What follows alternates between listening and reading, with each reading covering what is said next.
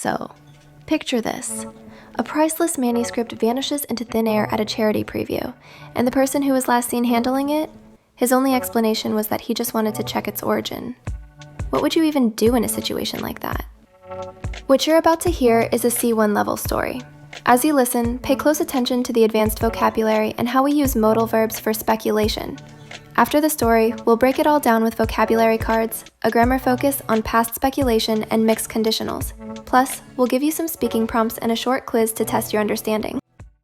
Evelyn had spent her career curating fragile literary finds for a small press, so she recognized provenance the way others recognize faces. The bonus item at the charity preview that evening was an unsigned manuscript rumored to be an early draft of a renowned novelist's missing novella. Between the public preview and the auctioneer's gaveling, the manuscript vanished. Suspicions rippled. A competitive dealer who coveted exclusives, a rival writer with a history of pettiness, and the museum curator who had handled the portfolio that afternoon. Evelyn remembered a peculiar scribble in the margin, a private recollection from an interview she alone had heard. It was a clue. She spoke quietly to the curator. His answers were evasive, his glance conspicuously fleeting. Rather than leap to accusation, she compiled evidence. CCTV timestamps, a cafe receipt, the curator's own schedule. The picture that emerged was ambiguous. He must have moved the manuscript to recheck its provenance, she thought, though he could have sold it. Eventually, the manuscript was discovered tucked in the pocket of the curator's coat. I meant to return it. I just wanted to confirm the source. He admitted he had taken it briefly to verify an attribution, and then, ashamed at his panic, forgotten it.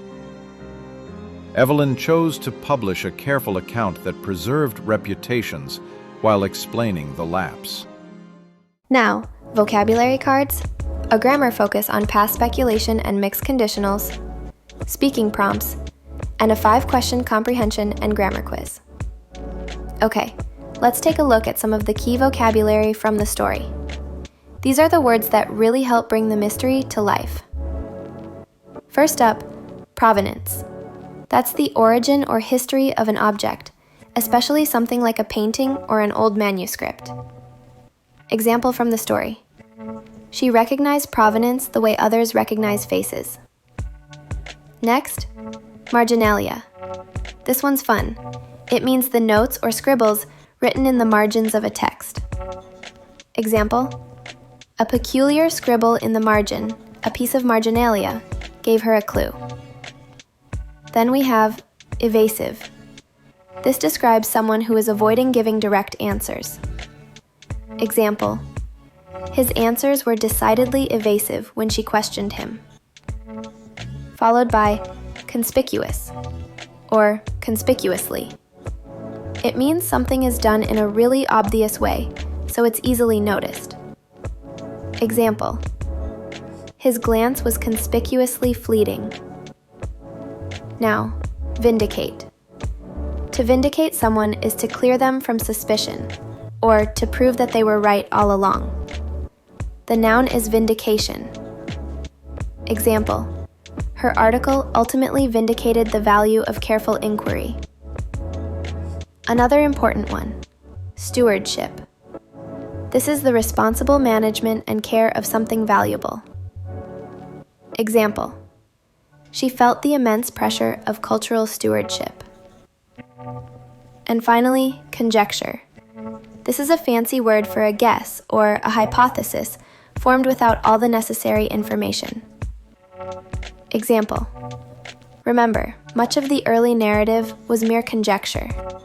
Alright, let's dive into the grammar that helps us play detective with the past. We're focusing on 2 powerful tools, past-modal verbs for speculation and mixed conditionals.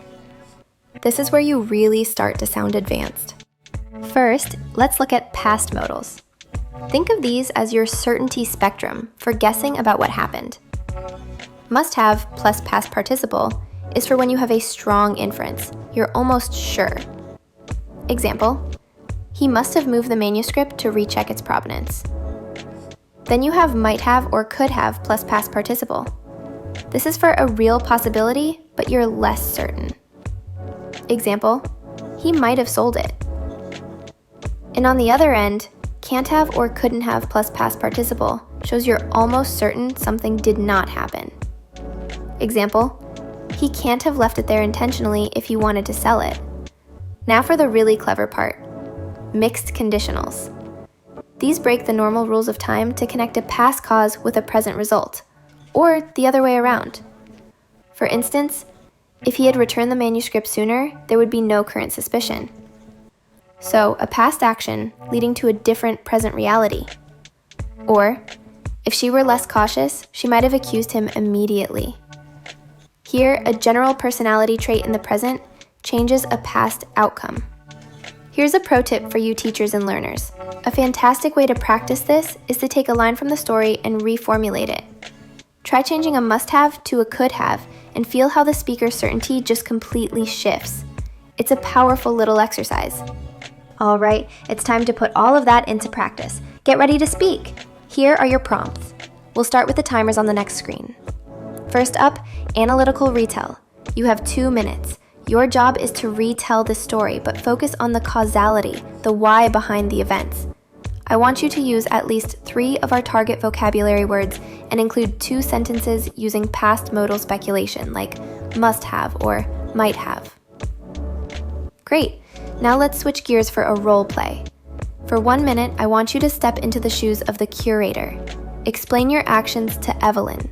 Use hedging language to soften your statements. Phrases like, I meant to, or I was worried that. Your goal is to produce 1 sentence of genuine apology and 1 sentence of justification. And finally, a debate prompt. This can be done solo or in a group.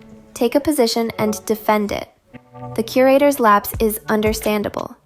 Give 2 solid arguments for your stance and then, to show you've thought it through, anticipate 1 counter-argument using cautious language like, one might argue that, or it could be said that. Alright, let's see what you remember. Here's a quick quiz with 5 questions. I'll give you a moment to think about each one. Question 1.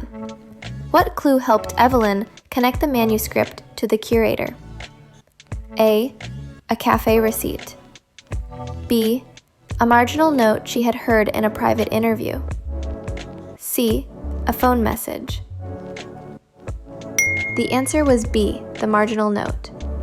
Question 2.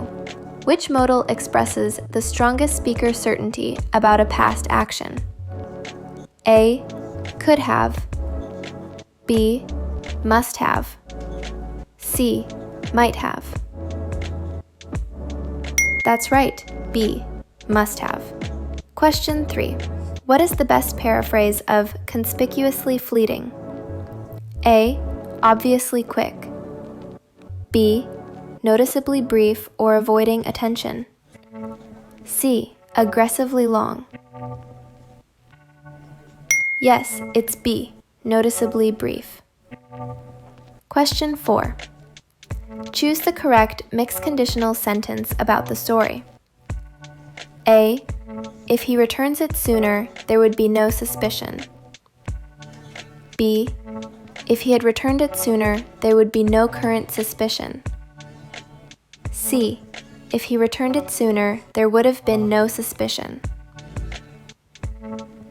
Correct. The right one is B. Question 5. What ethical tension does the story highlight? A, theft versus donation. B, stewardship versus reputation. C, profit versus poverty. And the final answer is B, stewardship versus reputation.